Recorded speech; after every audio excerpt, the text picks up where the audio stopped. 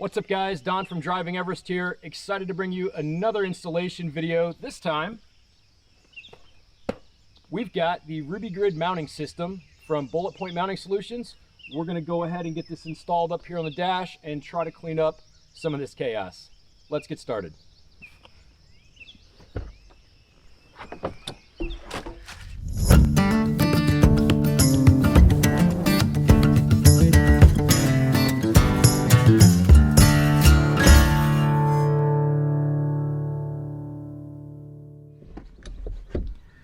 All right guys, so we are inside the truck with the RubiGrid mounting system, as well as a handful of other accessories. We've got some pieces for the grab bar here, a short extension arm, a couple more grab bar options. We're gonna go ahead and try to get all this put in today. Now, I'm sitting here at a local park, going ahead to show you how easy it is to install this. I didn't bring any tools with me other than my basic everyday carry knife, and everything we need should actually be included in here. So, taking a peek inside, it looks like we've got everything. I mean, it comes complete with a little screwdriver. We should be good to go. All right, so here we have our center tray. I've went ahead and taken everything out of there. This actually just pulls right up and out. Set that to the side. And now inside here, you're gonna have 1, 2 OEM screws. We're gonna need to remove those. Now this piece right here, this is just the leftover base from the magnetic mount that I previously had in here. I'm gonna wait till I get home and get a razor blade or a utility knife and get that out.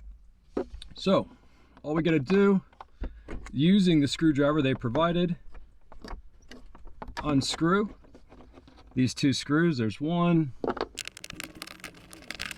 and 2. Come out just like this. We're gonna wanna set those aside and not lose them. I'm going to put them inside the box with the rest of the accessories so they don't roll somewhere. Now, next up, what you're going to do is you're going to take and you're going to position the RubiGrid just like this. Now, you're not going to go ahead and put the screws in. If you do that, you're going to have to take it back out to mount the amp system to it. So, really, this next step is just about figuring out where you want these to go. So here's a couple of extras that I got. There's the 2 that came with it. So it's all about figuring out your perfect configuration here, taking it out, mounting these up, and then putting it back in. Simple as that. So I've got 4 of these. I'm just gonna have to figure out which spot I wanna leave blank, and we'll go from there. All right, so the first thing we gotta do, as I mentioned inside, is figure out where we want to mount these. Multiple options. You don't have to mount them just like this. You could have one slightly offset if you wanted to. It really depends on a matter of personal preference here. The only thing I know for certain is we're going to mount one right there in the middle. The others we'll probably play around with, figure out the best location for that. Or maybe I'll just order a 5th one and we'll go ahead and just fully load it out. Now, you don't need a table or a setup like this. It does make it a little bit easier when you're filming and you don't want to lose some of these pieces, but you could sit there in the driver's seat, do this without any issue. Screwdrivers included, the keys included, everything we need is right here. So let's go ahead and get started.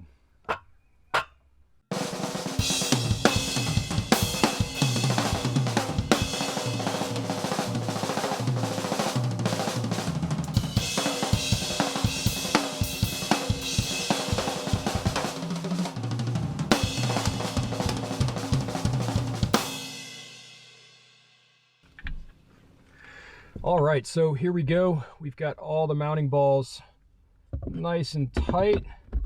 We'll sit that right in there. It does have a little side-to-side play, which will probably play a factor as we try to screw it back into the dash. Hopefully you did not lose those little screws. Now, it's kind of hard to see at this angle, so you just got to move it around a little bit. See if you can't find where those existing holes are in the dash.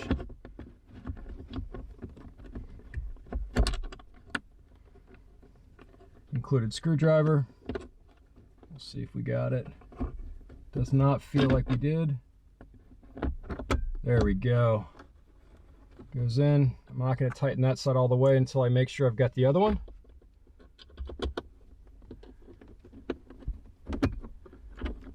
Nope. Gotta get that angle just right. Again, that's why we don't tighten it all the way yet. Here we go. You'll know once it goes in. There we go. Remember guys, don't over tighten anything when you're putting these in. Whether you break something off, you strip something out, get it fairly tight. This is not going anywhere. So all we got to do now is put the mounting attachments on and see how we like it. So next up, mounts, and more mounts, and deciding how we want to configure this. Well, it's pretty self-explanatory. It's got these thumb screws you can loosen. It'll go over top of the ball, and then you simply tighten it into place. So the first one that I know that I want to do is definitely going to be the dash cam mount.